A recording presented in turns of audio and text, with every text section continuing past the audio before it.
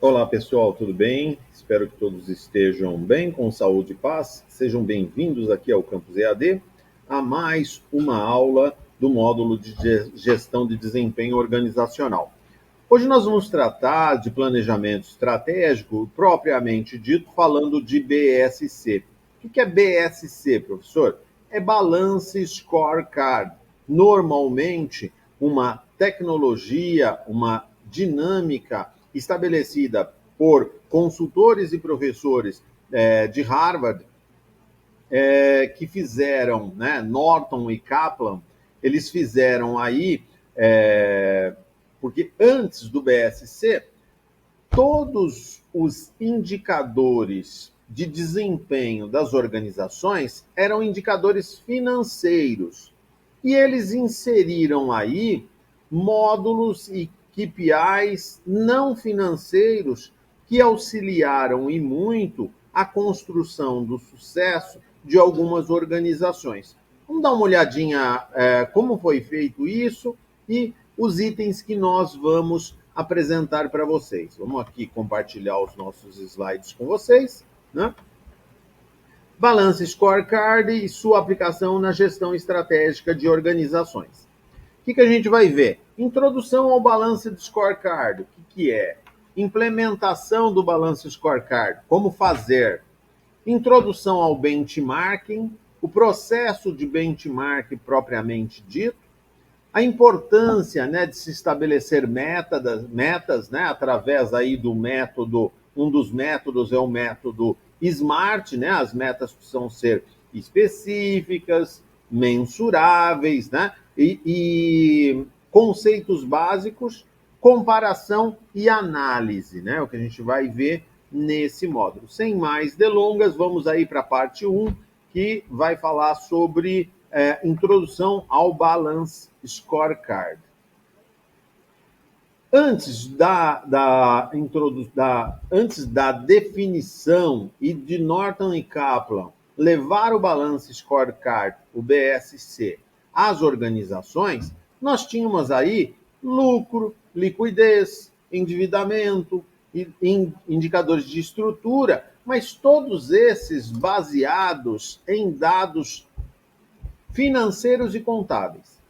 Lembrando que a contabilidade, ela descreve o passado. Então eu fechava o balanço em janeiro e aí eu ficava sabendo o que aconteceu no passado. É como se eu estivesse dirigindo um carro olhando pelo espelho retrovisor. Neste caso específico, fica muito difícil de você conduzir o carro a uma velocidade aceitável. E outro ponto, né?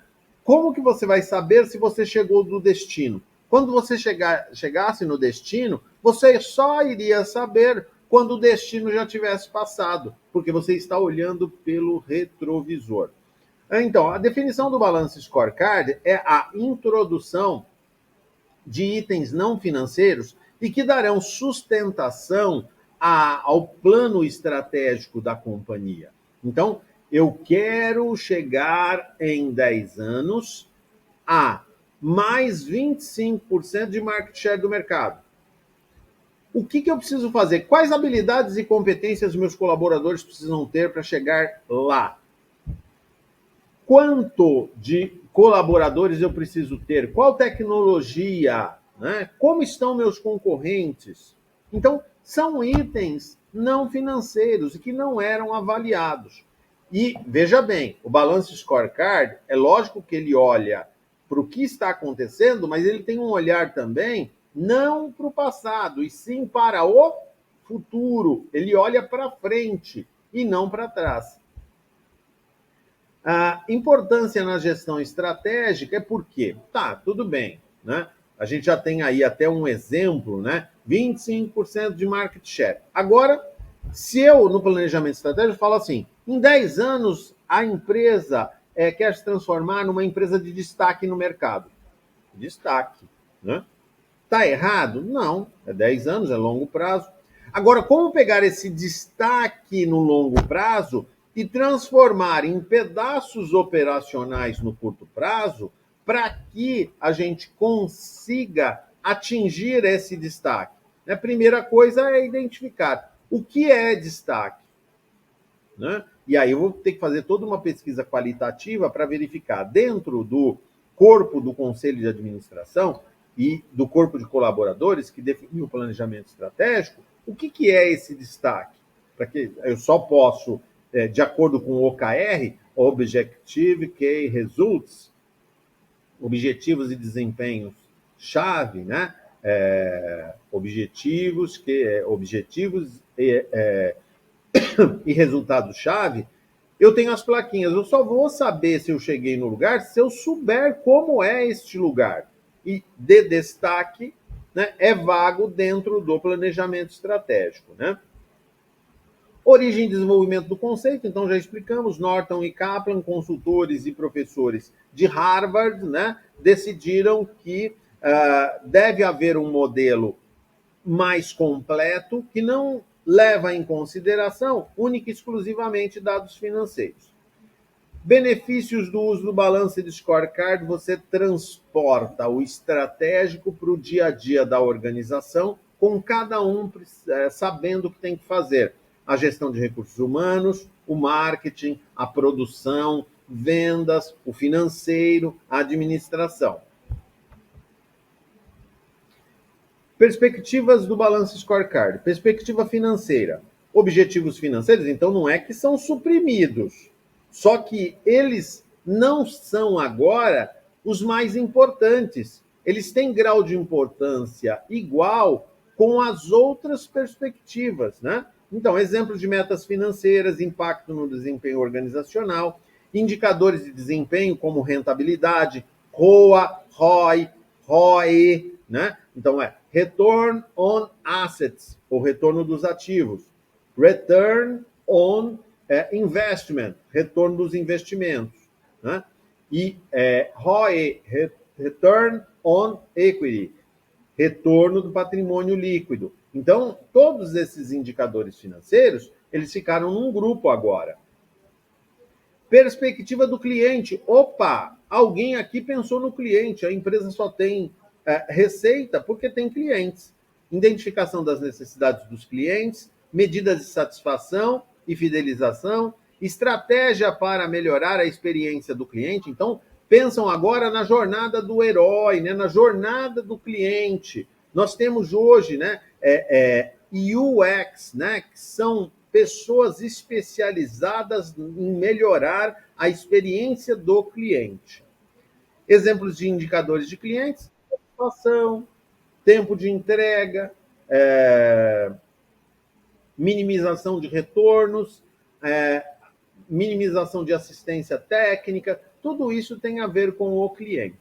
Perspectiva de internos. Agora estamos olhando para os processos internos da organização, né?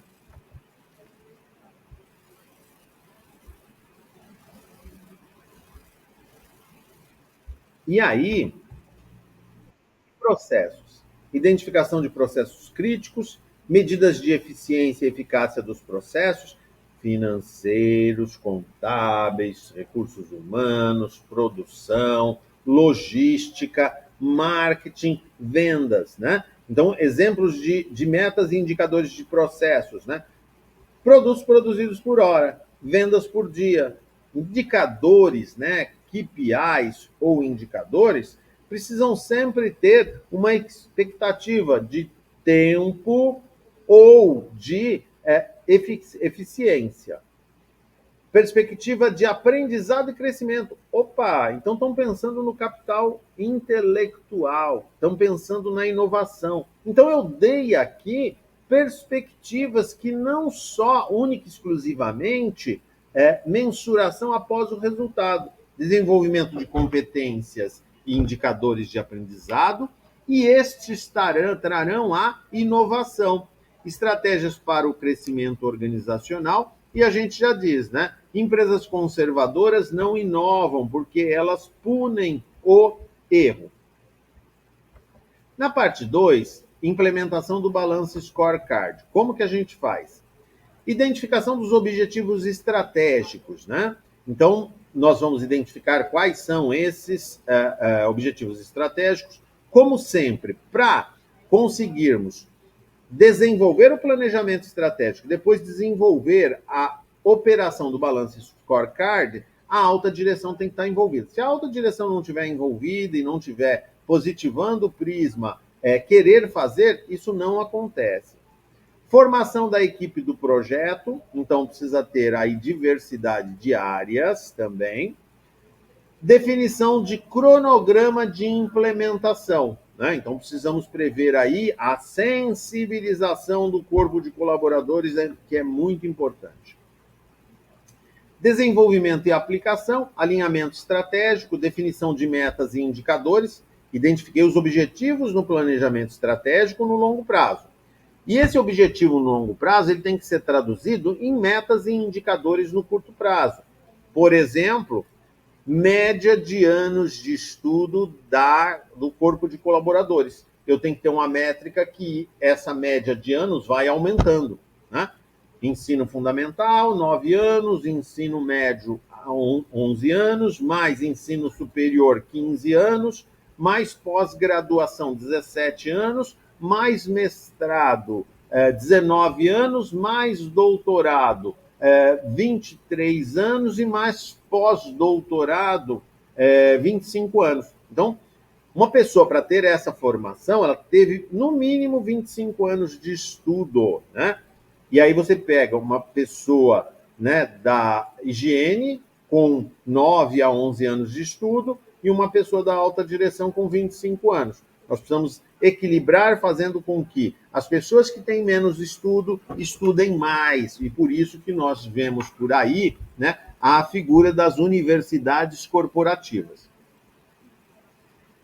Comunicação da estratégia, alinhamento, né, de metas nos diferentes níveis organizacionais, ferramentas de acompanhamento e controle, que pode ser caderno, Excel ou softwares dedicados.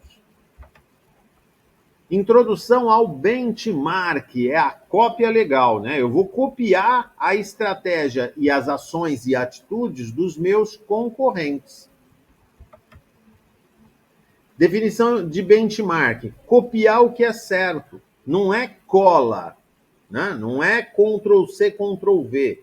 Eu vou ver o expoente da área em que eu estou inserido, que a minha empresa está inserida, e eu vou copiar as suas atitudes e as suas ações. Por quê? Porque são atitudes e ações vencedoras.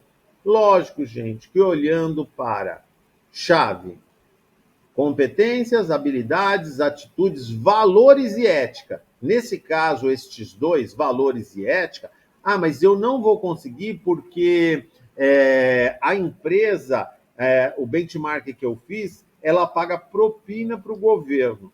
Nós vamos pagar propina para o governo? Não. Então, você não vai assumir isso como uma verdade, né? Nós estamos dizendo que estamos falando aqui das páginas de economia e negócio dos jornais. Quando saímos, né, da parte de economia e negócio e vamos para as páginas policiais, já não é mais, eu não tenho benchmark aqui, né? Eu tenho crimes ocorrendo, né? Então não dá para debater em relação a esse ponto, né? Então, definição, importância na melhoria contínua, ciclo PDCA rodando, história e evolução do conceito de benchmark, a cópia é lógico que, guardadas as devidas proporções, eu tenho direitos, né, legais quanto a registros, né, de patentes. Então, não é assim, está fazendo um carro, eu vou lá, copio todo o projeto e produzo um carro igualzinho. Isso é ilegal.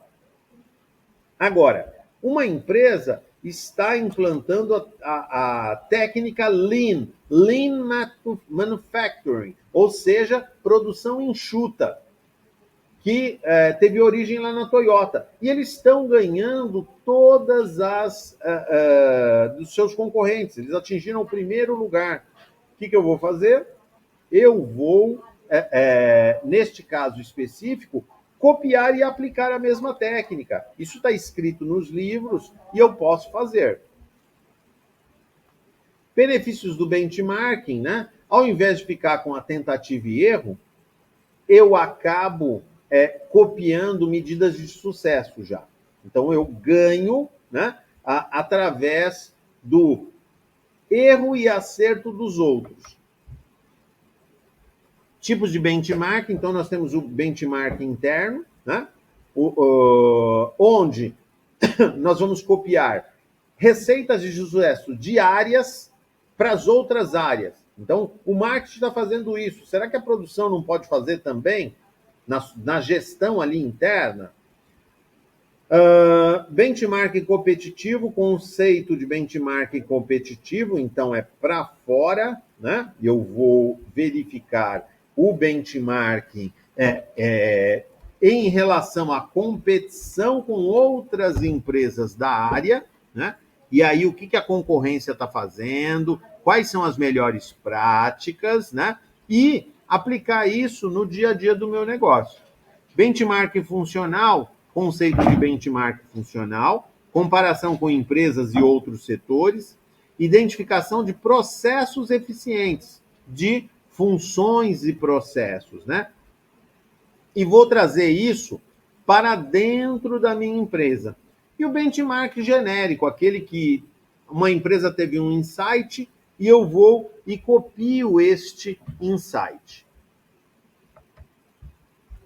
Processo de benchmark, né? Então, definição e objetivos do planejamento. Então, é algo, não é que eu estava passando pela rua e vi uma vitrine com que a empresa expôs o produto dessa maneira e eu vou copiar. Não, tem um planejamento, né? Seleção de processos, identificação de parceiros para o benchmark, planejamento de recursos necessários.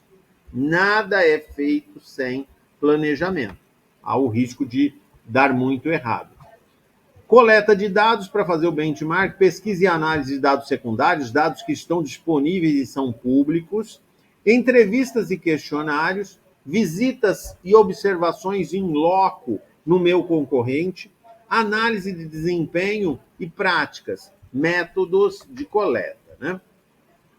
Vou fazer uma avaliação comparativa, comparação de desempenho, identificação de gaps e oportunidades de melhoria, análise de causas e raízes. Aqui eu utilizo o espinha de peixe ou gráfico de Ishikawa, né? Que é como uma espinha de peixe, onde na cabeça está o problema e na espinha as causas, né? Que vão gerando aquele problema ou aquela solução, dependendo do caso. Desenvolvimento dos planos de ação. Implementação de melhorias, então aí já parte para a implementação do benchmark e a adoção das melhores práticas, né? Adaptação das práticas identificadas como vencedoras para a minha empresa, planejamento de implementação, e aí eu tenho neste momento a sensibilização do corpo de colaboradores para essa nova sistemática que vamos trabalhar. Sempre temos que ter sensibilização antes de implantar algo novo. Monitoramento e avaliação dos resultados, revisão e ajustes contínuos, rodando o ciclo PDCA de melhorias. Importância das metas. Vamos ver aqui por que as metas são importantes. Tipo de meta. Metas de curto prazo, metas de médio prazo, metas de longo prazo e metas SMART. Curto prazo, planejamento operacional, até 2 anos. Médio prazo, planejamento tático, de 3 até quase 5 anos. E metas de longo prazo, 5, 10, 15, até 20 anos. Meta SMART, né? É um método de criar metas, né? Específica, mensurável, né? Então nós temos ali alguns quesitos para identificar se uma meta é boa ou não. Você estabeleceu uma meta, ok, específica, mas dá para medir? Não dá para medir. Então não é uma meta inteligente, né? O acrônimo ali do SMART já dá para a gente ver inteligente. Então, parâmetros de avaliação, indicadores de desempenho, indicadores financeiros, operacionais, de qualidade. Em cima estavam indicadores de clientes, né? Vinculados ali ao BSC, Balance Scorecard. Conceitos básicos, desempenho operacional, definição e medição, conceito de desempenho operacional, que tem a ver com as operações de uma empresa. Então, tem uma fábrica de cadeiras, ela fabrica e vende cadeiras. Quais são suas operações? fabricar cadeiras e vender cadeiras. Então, isso está dentro do escopo e que está dentro do contrato social como objetivo fim daquela organização. Então, eu tenho esse desempenho operacional. Todos os recursos que vêm, que não são oriundos da fabricação e venda de cadeiras, são recursos não operacionais. E a gente não pode confundir, né? A gente está falando de meta e desempenho operacional aqui, é que é advindo das atividades operacionais da organização. Indicadores de eficiência, produção em um tempo curto, minimização de estoques, venda, redução do ciclo de ciclo financeiro, né? Que é a redução do tempo que eu tenho para receber dos clientes, aumentar o prazo que eu tenho para pagar para os meus fornecedores, indicadores de eficácia e exemplos de metas operacionais. Fabricar 1.200 cadeiras, fabricar e vender 1.200 cadeiras por mês. É, né, bem específico e mensurável. Indo aqui, né, para o desempenho estratégico, aí o desempenho de longo prazo, definição e medição, né, que nós precisamos ter, conceito de desempenho estratégico, aquelas grandes metas definidas pelo conselho de administração, algumas vezes sem os números específicos. Missão, razão de existir da empresa. Visão, onde a empresa quer chegar. Eu quero ser o primeiro lugar em vendas em 20 anos do meu mercado. Quanto será que teremos as vendas daqui a 20 anos? Não, eu hoje preciso ranquear todas as empresas que trabalham no meu setor e quanto elas vendem. Digamos que você seja o 5º colocado. Você tem que alcançar, ultrapassar 4 empresas em 20 anos. Como fazer isso? Né? 20 anos, a cada 5 anos eu preciso ultrapassar uma. Né? Para que eu chegue ao topo, né, do ranking em 20 anos. Indicadores de alinhamento estratégico, eu vou precisar, indicadores de resultados de longo prazo e exemplos de metas estratégicas, acabamos de falar sobre uma delas. Parte 7, comparação e análise. Né? Análise comparativa, né? Diferenças e similaridades. Diferenças entre desempenho operacional e estratégico. Operacional de curto prazo, estratégico de longo prazo. Então, ser a empresa com mais vendas no mercado em 20 anos. Desempenho operacional, vender 1.200 cadeiras por ano. Né? Então, operacional, curto prazo, ligado ao dia a dia, ao desempenho do dia a dia da organização. Estratégico, longo prazo, objetivos e metas maiores. Né? Similaridades e pontos de interseção. O operacional vai me levar no longo prazo para o estratégico. Então, eu traduzo, né, o estratégico em micrometas operacionais. Impacto das operações na estratégia, o dia a dia, as vendas do dia a dia é que nos levam ao longo prazo, nos levam a empresa a se perpetuar ao longo do tempo, e é por isso que eu digo que o maior objetivo de uma empresa não é e não será único e exclusivamente lucro. Nós estamos olhando único e exclusivamente pelo prisma financeiro. O maior objetivo de uma organização é se perpetuar ao longo do tempo, se preocupando com as pessoas e se preocupando com o meio ambiente. Né? É lógico que eu preciso ter o resultado de lucro também. Então, é se perpetuar ao longo do tempo, se preocupando com o meio ambiente, com as pessoas e com o resultado financeiro. Exemplos de análise integrada, a gente acabou fazendo aqui, né, no bojo, uma análise global. Métodos e técnicas, né? Análise de indicadores balanceados das 4 esferas, né? Ali, dos 4 pontos do BSC. Ferramentas de BI, onde capturamos dados e transformamos em dashboards para que o nosso cérebro entende mais desenhos do que palavras, letras e números. Então, nós precisamos transformar isso em gráficos e imagens que nos fazem entender melhor o que está acontecendo dentro da empresa e no formato dinâmico, né? Então, uma indústria de lâmpadas tem um dashboard com uma lâmpada onde a curva ali da lâmpada pode estar ligada à curva de vendas, né? A redução de custo, a potencialidade de novos negócios, indicando os carregamentos saindo da fábrica e indo para os locais de venda. Então, tudo isso é em formato de dashboard criado através do BI.